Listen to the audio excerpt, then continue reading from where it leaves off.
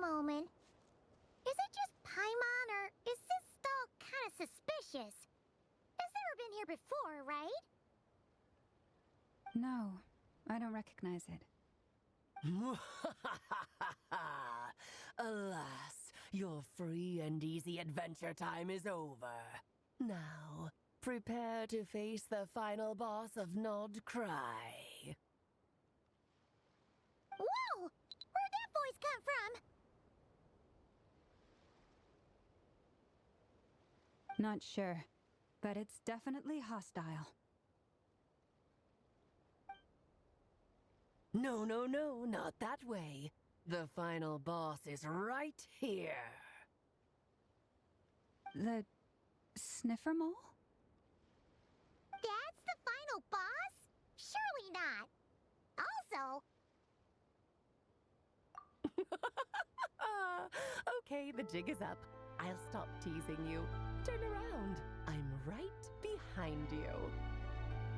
It seems I've managed to leave quite an indelible impression, even though you've never seen my face.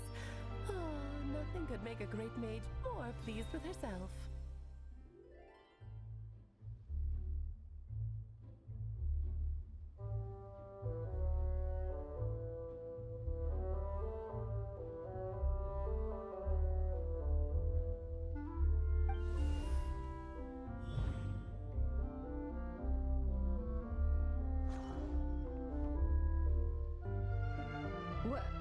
What is going on? I've heard that all the big shots in Tibet have long, wordy titles that stun people speechless when they make their entrance. Unfortunately, none of them are affiliated with the Hexen Circle, and we ourselves keep a very low profile. The notorious name-dropping doesn't quite work for us. Still, I, for one, think I'm really quite amazing. So that didn't stop me from coming up with a title anyway. Alice? It's really you this time? Not a lantern or a dodo, but Alice in the flesh? Oh, that's right. So, what do you think? How does it feel to finally meet me? You look like... Oh, that's the first thing you thought. A little surprising, but that actually makes me very happy. Because that means that when Clee grows up, she'll be just as stunningly beautiful as her mother. So she's a friend of yours? Kind of. This is actually the first time we've seen her in person. I see. Madam Mage, that was, quite a powerful entrance. I certainly won't be forgetting it anytime soon. It's okay, Lauma, don't force it. Paimon will do the honors. This is Alice from the Hexen Circle. She's a friend of ours. And of Arcus, too.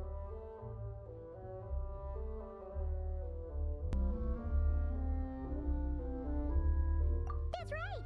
She's a good person. Just kinda... unpredictable. Well, what is the human heart if not unpredictable? If we could not do as we please, how would we differ from machines? I am Lauma, Moon Chanter of the Frost Moon Scions. It is a pleasure to meet you. Oh, I know. Before you got here, I spent a good, 15 minutes getting up to speed on Nod Craya's present situation. In other words, I've read the whole in the last episode part, so we can skip the pleasantries. Fair enough. Well, Miss Alice, I can already tell that you have quite a unique personality. You'll get used to it. Paimon sure is. So anyway, what are you doing in Nod Cry, Alice? Oh, I thought I told you already. This time, I'm the final boss.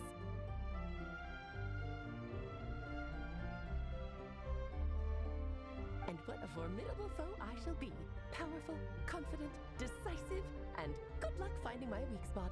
You will never succeed. Oh, drat! My one weakness, and you found it in an instant. Fate has been dealt a devastating blow. Thus falls the great Dodo King. Why are you playing along with this nonsense? For funsies, of course. What's wrong, Paimon? Are you disappointed in me? Am I a gigantic letdown? No, it's just... you seem like a busy lady. And this is the one time you've shown up in person. Paimon figured it would be for something more high stakes than just goofing around. You're quite right. I'm here in Nod Cry because something big happened. Something big enough it caught the attention of the Hexen Circle. It concerns the 3 moons, Tevat's borders, and of course, the moon goddess you are currently searching for. Kind of. Why don't we discuss this over a pot of tea? My main reason for coming on this trip to Tevat was, of course, to have some fun. But I do technically have a job to do as well, namely, maintaining the stability of Tevat's borders.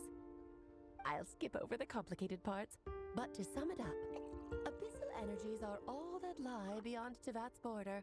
We'd find ourselves in a real pickle if they ever made it through.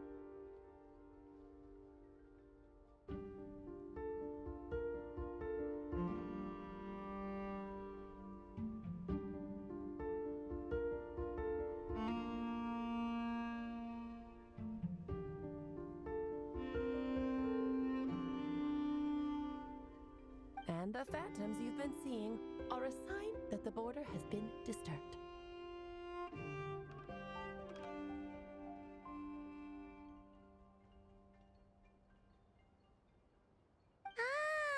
No wonder they tend to show up around Moon Prayer Night. Is it because the real moon is now so close to us that its power can cross the border? In part, but only a negligible amount passes through. Just enough to influence the verdant crests and so on.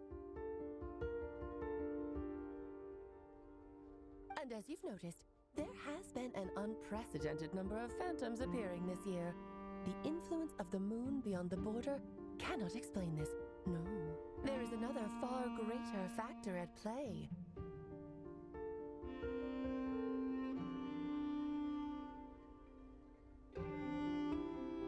The trilunar syzygy. A trilunar syzygy. Eons ago, before the heavenly principles came to Tevat, it was the then 3 moon goddesses who controlled the laws of this world.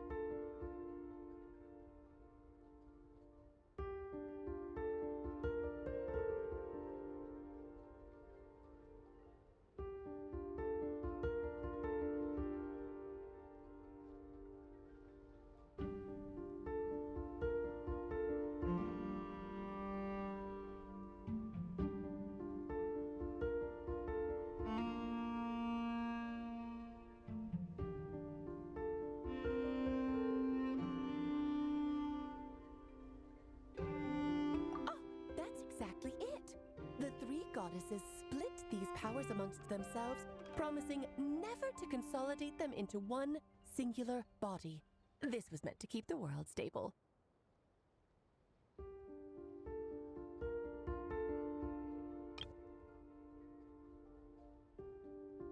But, fast-forwarding to the present, the eternal moon's marrow is with you, while the iridescent moon's marrow, which should never have appeared in this world, has been retrieved. Add that to the presence of a moon goddess in the flesh and...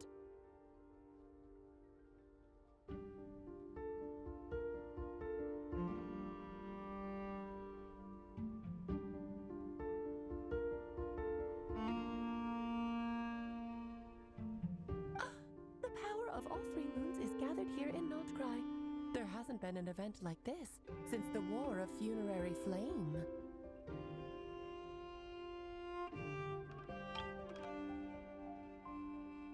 And it's having a noticeable effect on Tevat's borders.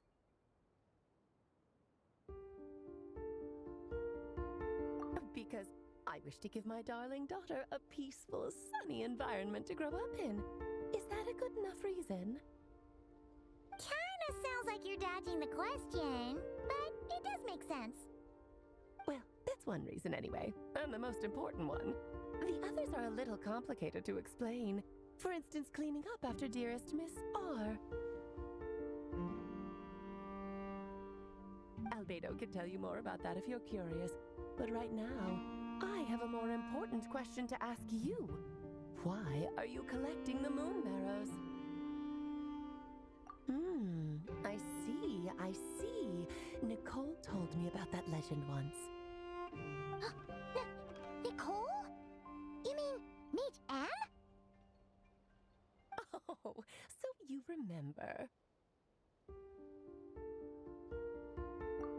Yes, of course. That was a story about fate, her area of expertise.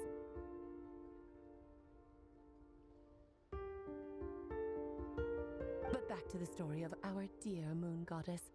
I'm afraid her intended method of returning to the moon is unlikely to work anymore.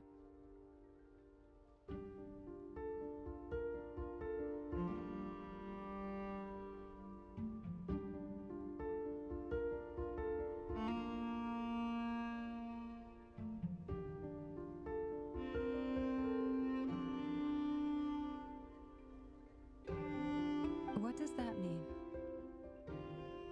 She may be missing, but she hasn't gone anywhere. She has disappeared.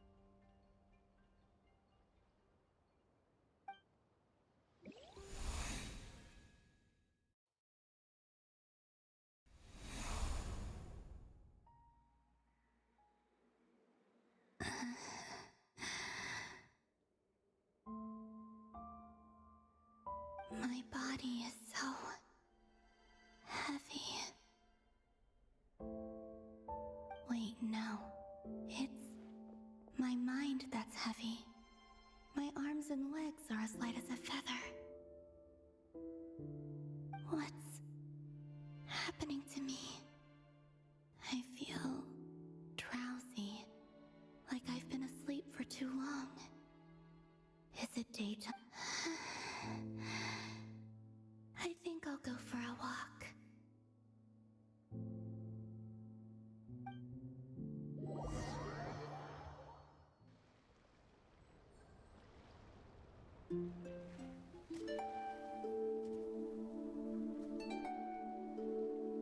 Are you out for a walk too? Huh?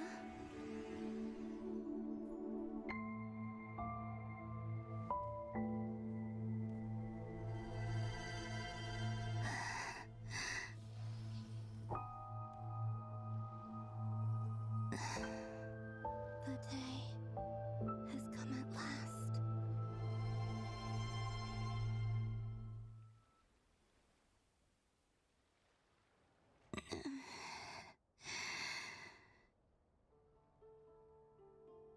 Have I grown so weak that I can't even sustain my physical form? But Moon Prayer Night is nearly here. I was so close to returning home.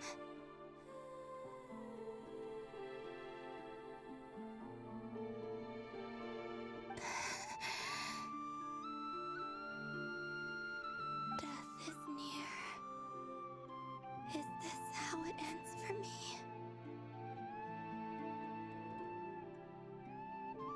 Will I return to the moon after I disappear? Or...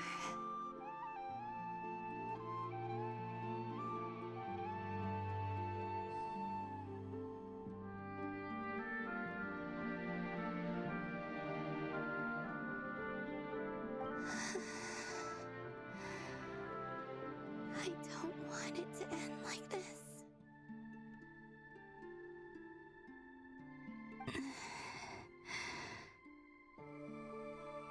So far, at least, I still exist. Even if not physically, I can still feel.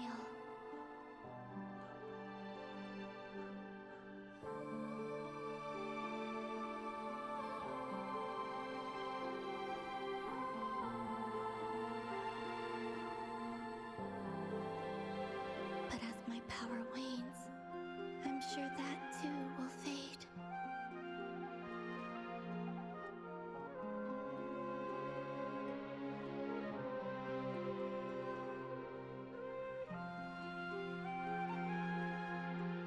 I suppose I might take one final look at this world.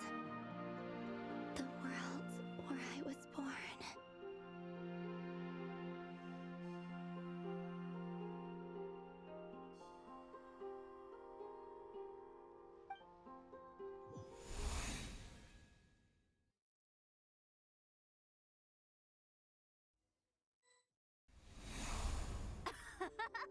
Come on, come on! Wait for me! The Frost Moon Enclave. How much it has changed since I was born.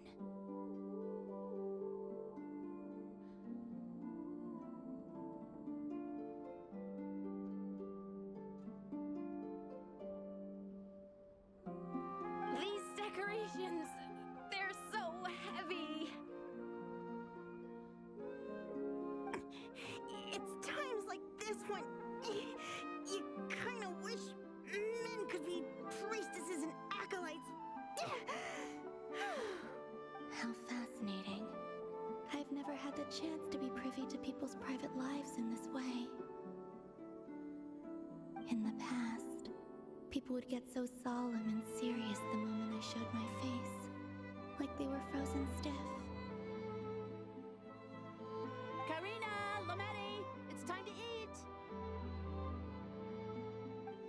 Coming.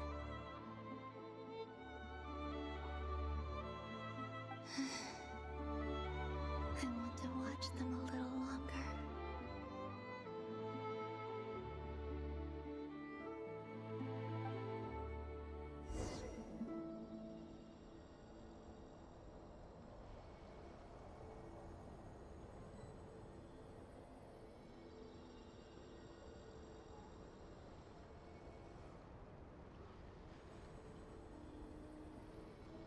So just fill these balloons with air, right? Yep. Try a couple now to test things out. The rest can wait till Moon Prayer Night.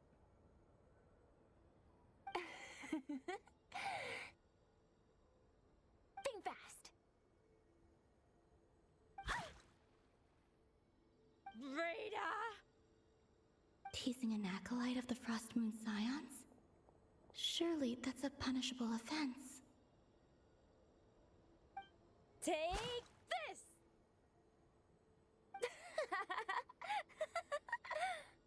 Huh?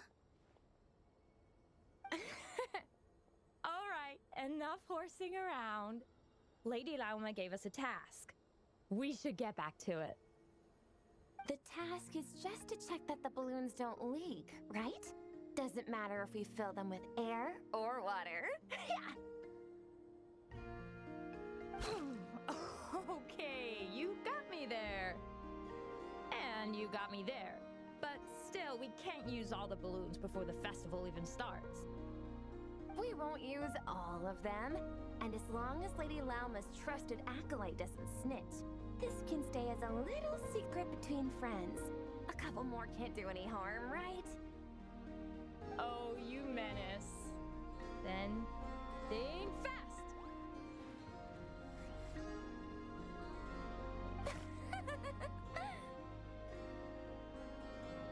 Is pumping a balloon full of water really so much fun?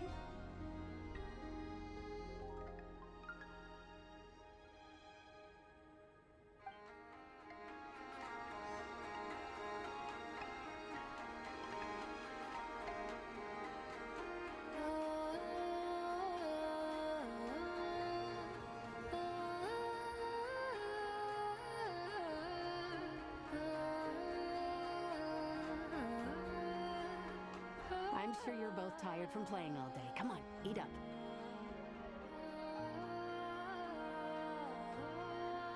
A plain, humble meal. That has always been the way of the Frost Moon Scions. Huh?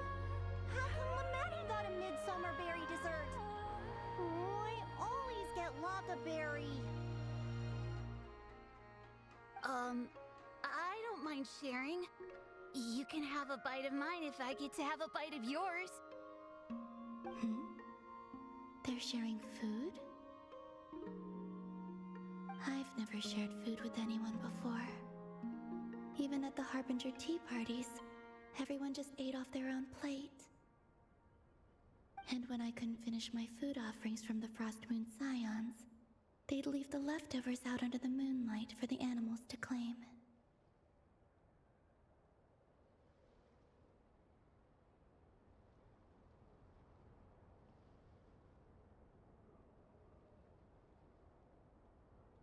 Hey! That was 2 bites! Oh, then you can have another bite of mine. Oh, you too. Oh, don't fret now. Here, have some of Granny's too. So this is what it means to be family.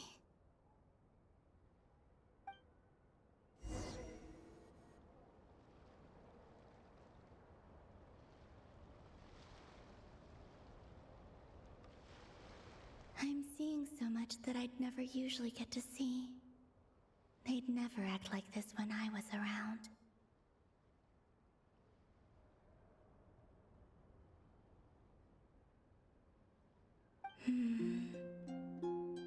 It's nice, being able to just watch people in peace in these final moments.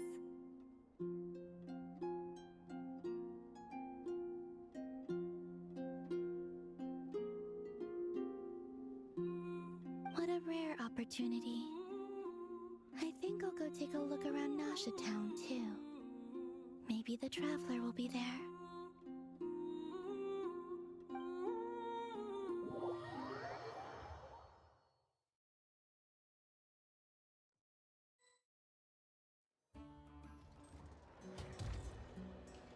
After the War of Funerary Flame, the moon goddesses were no longer recognized by Tevat. They lost the whole foundation for their existence. That's why the moon goddesses strike this fading. She cannot withstand the world's rejection of her. To be more pedantic about it, the moon goddesses did something to offend the heavenly principles, and that's why they were ousted. Something of a recurring theme in Tevat's history. Theoretically, speaking so candidly should put me in their crosshairs too, but they can't tell me what to do. I'll say whatever I want. Anywho, the Moon Marrow energies were but a drop in the bucket for her, and that battle against the Ray Hair of Solnari only weakened her further.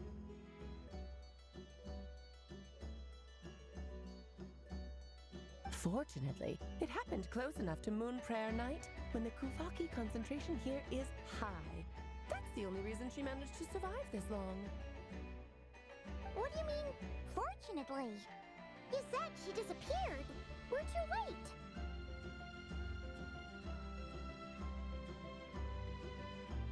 Ugh, what a headache. I thought this was all common knowledge. I guess I have some more explaining to do. Okay, buckle up. It's time for another lecture.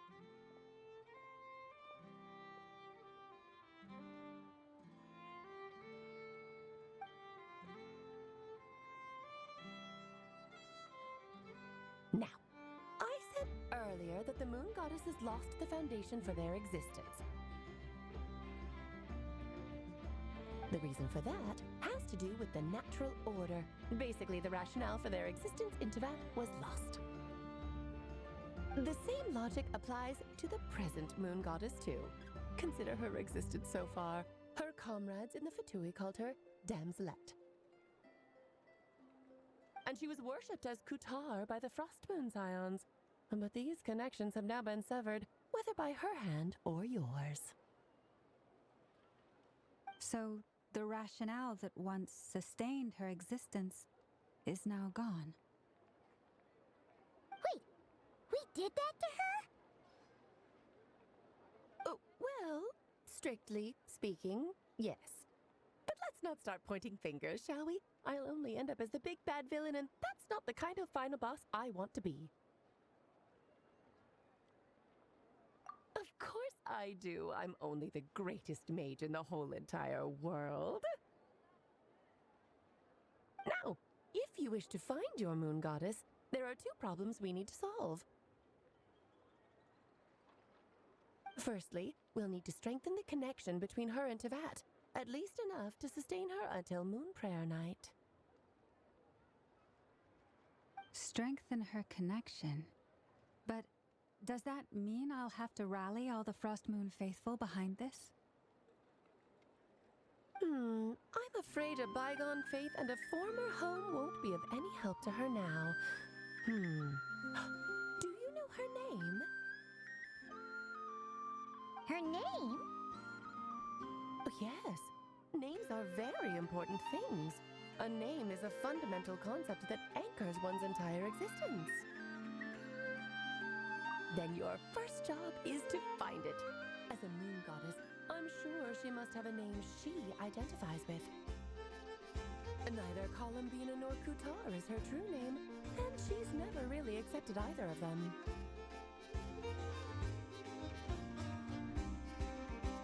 So, finding out her real name is enough to sustain her existence? Yes, I know it sounds like a small step, but every journey begins that way. So for now, that's all we need to focus on. The second problem is with her plan to use the moon marrows to return to the moon. Unfortunately, piercing through the false sky will take an enormous amount of power.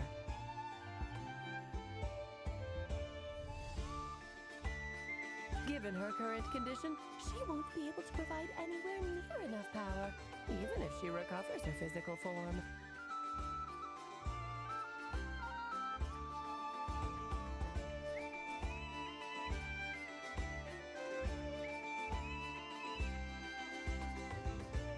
But no need to fret.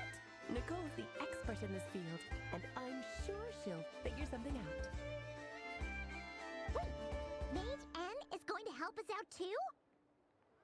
That means we've got 2 Hexencircle mages on the case. This is turning into a pretty big deal. Actually, this is more of a side quest for me. Like you said, I'm a busy lady, so I can't stay for too long. I'll have to return to Tevat's border soon. That's the upside you get for looking out for my little Klee. Hopefully that will incentivize you to carry on keeping her company in the future. Anyway, jokes aside, you'd better get moving. It will take quite a miracle for the moon goddess's consciousness to hold out till moon prayer night. Oh, I suppose I might as well tell you where Nicole is before I leave. Off you go now. Time to meet your new friend. Oh, yes, and a little suggestion. Don't forget to mind your heads.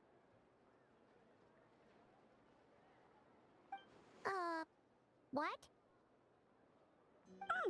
I wonder how Durin's doing. I should really go see him before I head back. You really are super busy. I most certainly am. There's so many children I have to keep tabs on just in Mondstadt. Durin, Albedo, Venti, Varga. Klee didn't make the list, huh? Of course not. Klee is my pride and joy. I have no qualms about her, because she's the best child in the whole wide world. Yep. Klee's a little angel.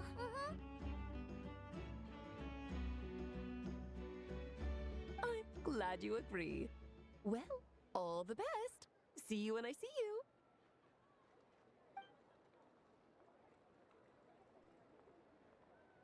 She left in a hurry. Yeah. She didn't pack up her stall.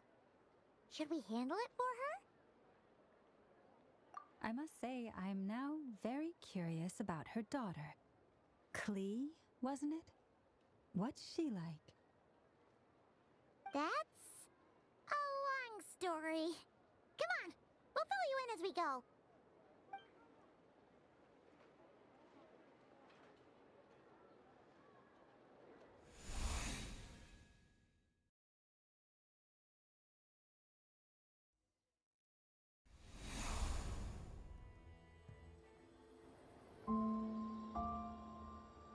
What a lively place.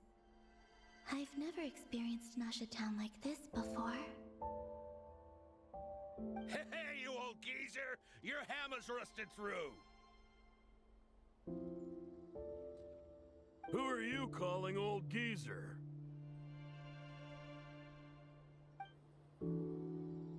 Are they quarreling? I'm looking right at him! You've really gone downhill since giving your daughter free rein in the workshop. Can you even swing a hammer anymore? It shouldn't take you days just to fix a single chair. You might as well use that hammer to massage my back for all the good it's doing. Don't run your mouth, or you'll get a back massage that'll put you in bed for the rest of your life. Look, the materials haven't arrived yet, all right? You know how busy it gets in the days before moon prayer night. I'll bet you send all the materials to your little princess. Blood's always thicker than water, huh? All right, you've made your point, Uncle Koski. As soon as the materials arrive, fixing your chair will be the #1 priority. And Dad, if you've got time to chat, why don't you lend me a hand, See? Lolka knows what the score is. I guess they're friends. But the way they spoke to each other was so ugly. Then again, it wouldn't be the first time I've seen something like this. Colomбина! Sing outside my door in the middle of the night one more time, and I'll unscrew your vocal cords. You hear me? Oh, Sandrone. So that was her way of trying to be friends with me. What a pity. I won't get the chance to say any ugly things in reply.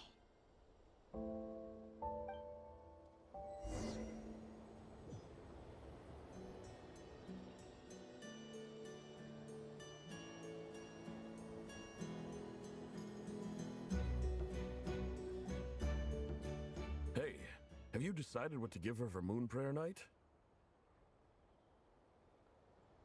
I sure have. She's gonna get the surprise of her life when she's least expecting it.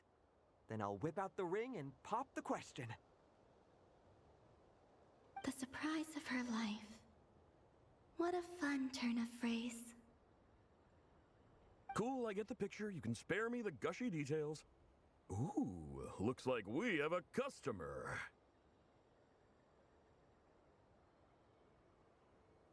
Hello there, ma'am. Would you like some moon prayer night candy? Huh?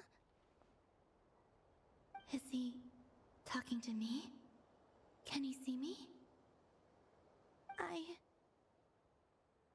Here you go. Oh.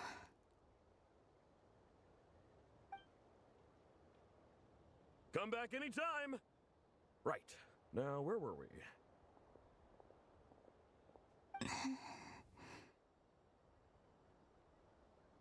I don't know why, but I still held out hope.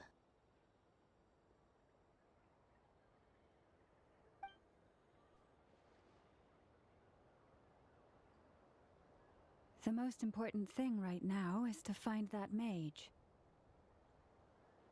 This name thing seems super important too, but where do we even start looking? I'd better go pay the Fatui a visit.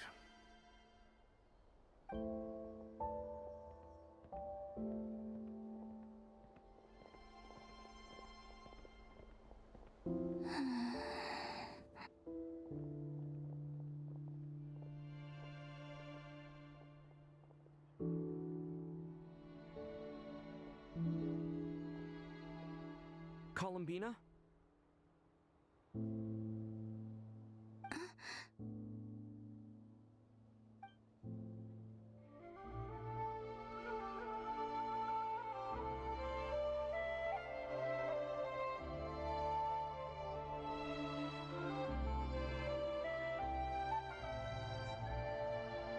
Traveler?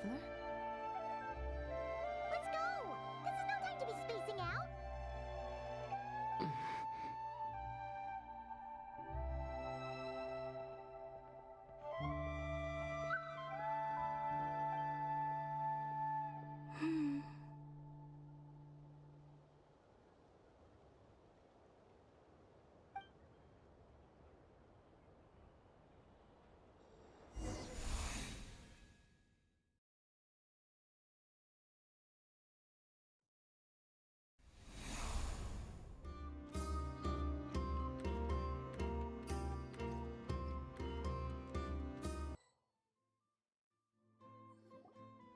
Where are they going? They mentioned a mage and a name? So, Mr. Varka, are you acquainted with this Nicole? Or should I call her Mage N? Ah, not really. We've never met, though she has come up in conversation. From what I've gathered, Alice kinda took Nicole under her wing. Taught her how to speak in a more ladylike fashion. That kind of thing. Huh. Hard to imagine Alice as an etiquette coach. Yeah, Alice is a larger-than-life personality, I'll give you that. But then again, that's why she's able to draw such an eclectic mix of people into her inner circle.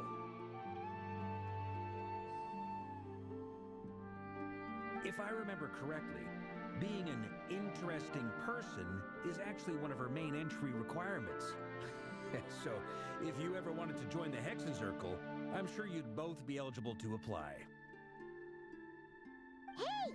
Don't go around making promises on Alice's behalf! I wouldn't dare. I'm just trying to paint a picture of the Hexenzirkel for you. Okay, sure.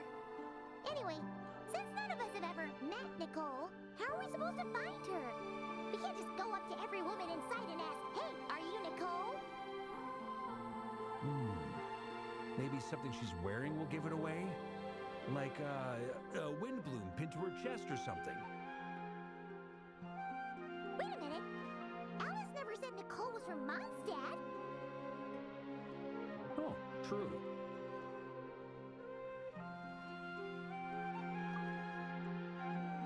That would be this young lady, then?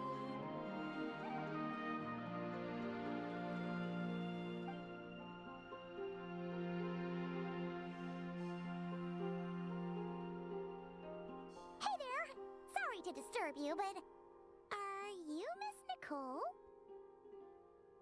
Varka, Knight of Boreas of the Knights of Favonius. Alice might have mentioned me before. Mm-mm. Ah! Have we got the wrong person? Sorry. Well, this is awkward.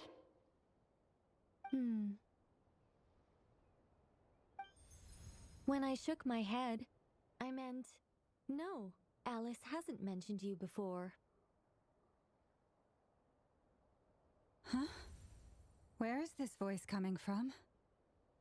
My apologies. For certain reasons, I am unable to speak.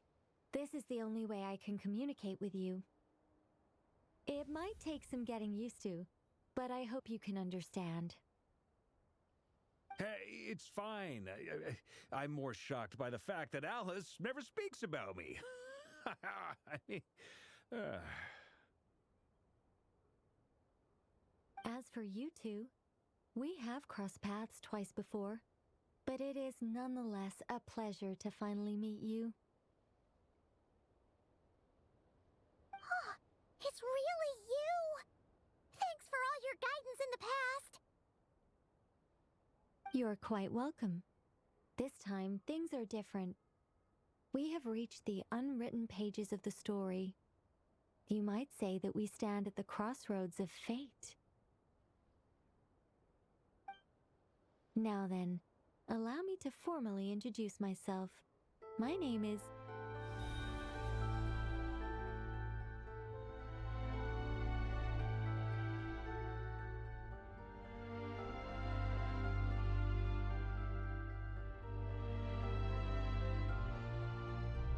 No, no, no! Stop! Alice! I can't believe it!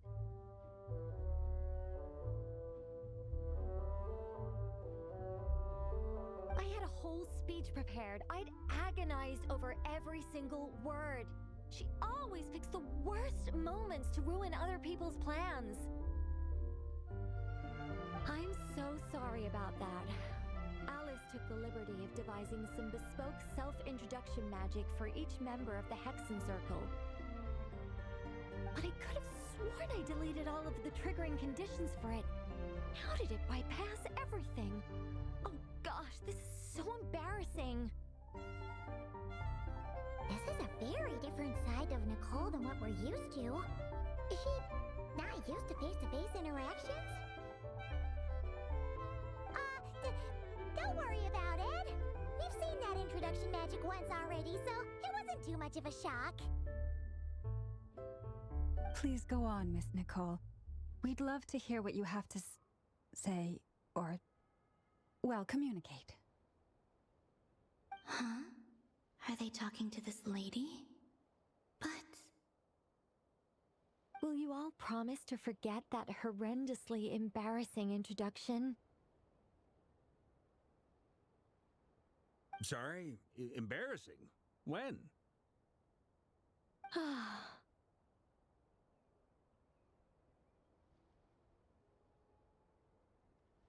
Yes, my name is Nicole, and I am one of a very few angels who have retained both their preferred form and their power.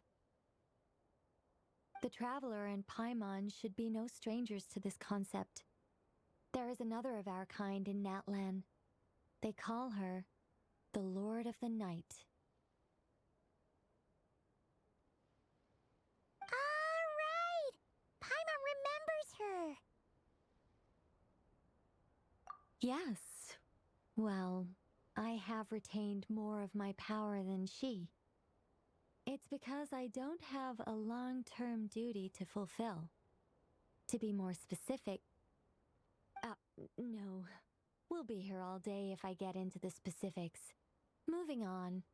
If I'm not mistaken, you are here because you wish to learn how one might reach the moon beyond the sky. That's right. Is that something you can give us any guidance on? Yes, I do know a way. It began with the Hyperboreans, who lived after the War of Funerary Flame. Blank looks. Maybe I should start with the background of the war. Or maybe not. It shouldn't be an issue. I'll fill in the gaps for you when we have more time. Anyway, after that war ended, the three moons retreated to beyond the false sky.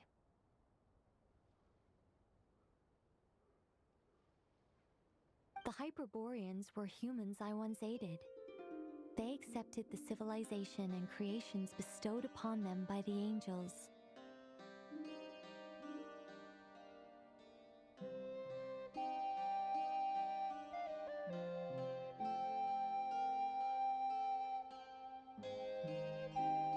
But despite accepting many blessings of the angels, many among them still held on to their faith in the moons.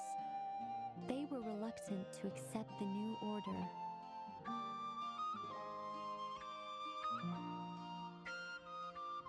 Even after the War of Funerary Flame, they sought to contact the moon goddesses beyond the sky and receive their guidance.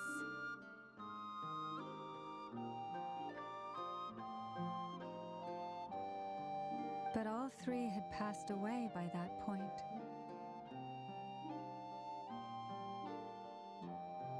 This mage has a unique method of communicating. Is she talking about the moons? Yes, but they did not know. And so, still they prayed for the moon goddess's mercy. After building titanic structures that consumed vast amounts of Kuvaki, at last they glimpsed the moons and heard their voices.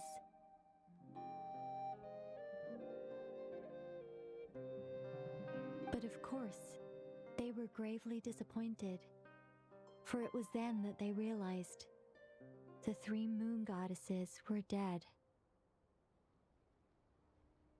Oh, that's such a sad story.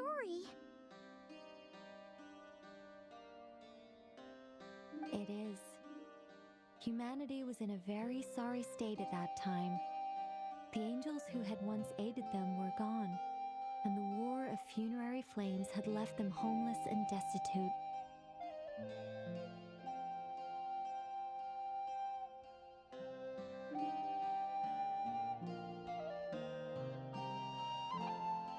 Just a second, I gotta ask. How relevant is all this history to the task at hand? Well, I mean, it's... Okay, it seems we've drifted into irrelevant narrative waters. It's been a while since I've had the chance to speak inside someone's head. As soon as I got started, I lost control, and the words just flowed out like a waterfall. What I'm trying to say is... Right, yes, that's it. The relevant part is the ritual created by the Hyperboreans. The fact that they bypassed the false sky and saw the true moons implies that they successfully built a connection between Tivat and the outside world. Which means, with enough Kuvaki and a sufficiently stable connection, it should be feasible to send one person over the border. Okay, so they built some kind of portal? Oh, yes. A portal. Yes. Is something wrong? You sound disappointed. I just didn't expect you to summarize it so well. It turns out I could have said all that in one word, if only I'd managed to think of it. No, please, it's fine. This is invaluable knowledge. I'll be sure to record and preserve everything in writing. Oh, really? Well, in that case, I suppose I could backtrack and add some more detail. I did gloss over a few things so far. Whoa, whoa, whoa, time out. Let's summarize what we've got first.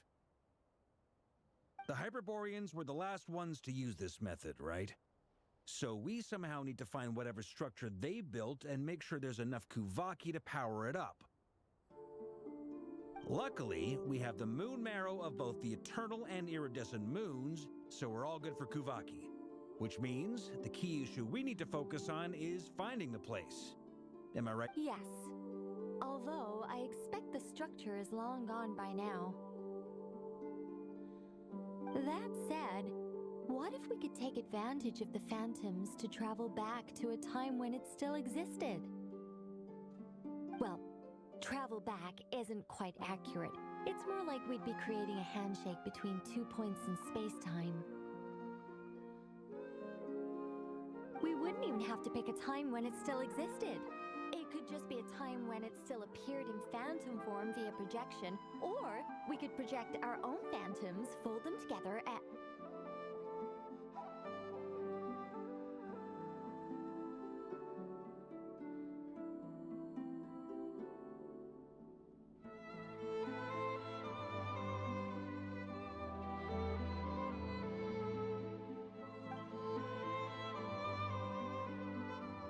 You look lost.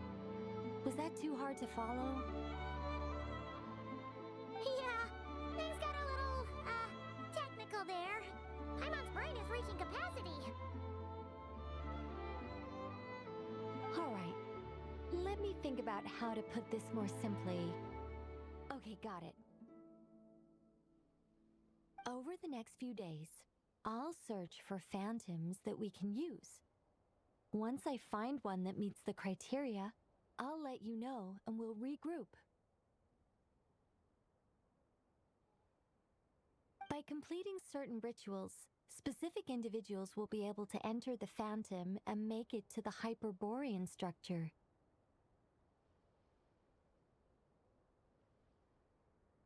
If everything checks out and it looks feasible, we'll just need to wait for Moon Prayer Night, and we can send the Moon Goddess back home.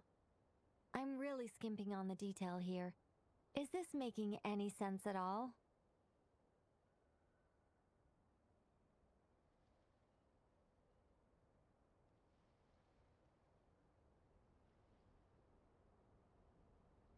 I think so. For now, we'll just wait to hear from you. Yes. Basically, yes. Great. Counting on you. In the meantime, we'll focus on finding the Moon Goddess's name. My name? Are they looking for a way to stop me from disappearing? Excuse me, Miss...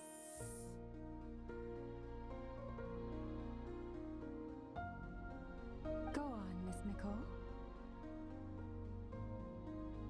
This conversation was a little all over the place. I didn't catch your name. I am Lauma of the Frost Moon Scions. Ah, I did wonder. I noticed that you listened very intently when I spoke about Hyperborea and the moon's history. If you'd be interested, I'd love to visit you this evening and go through it again in greater detail. Also, if you were serious about making a record, it would be too risky to simply write down the raw details as is. I would suggest some tweaks. Maybe rewrite. Anyway, we can cross that bridge when we come to it. So, see you later then? Oh, and no need to prepare anything. Just a cup of tea will do. See ya!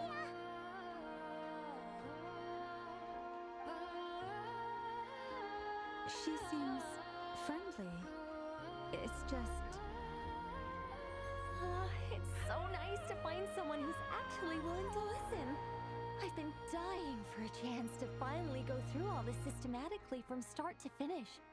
Any longer... Now Paimon gets why Alice told us to mind our heads. What did I tell you? A lot of quirky people in Alice's orbit. Now then, the next order of business is, where do we start looking for the Moon Goddess's name? Maybe the rest of what Nicole has to say might give us some clues. Once I've heard her out, I'll summarize the salient points and share them with you all. I'm also inclined to review our other documents. Yes, our faith was first established by our Hyperborean ancestors, but many of the more factually accurate records are from after Kutar's birth. Sounds like we're gonna follow Colombina's journey through Duvat, huh? In that case, we'll start by heading to the Frost Moon Enclave.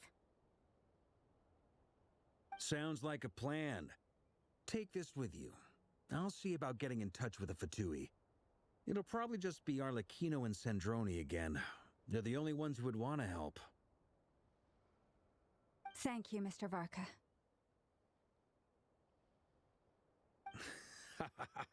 Don't mention it.